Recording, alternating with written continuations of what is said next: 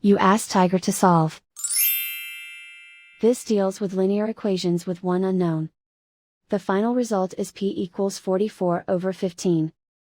Let's solve it step by step. Simplify the expression. Expand the parentheses. Multiply the coefficients. Simplify the arithmetic. Group all constants on the right side of the equation. Add 20 to both sides. Simplify the arithmetic.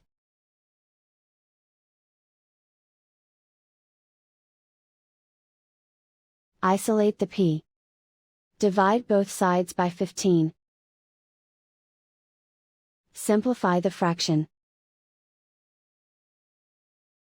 And so the final result is p equals 44/15.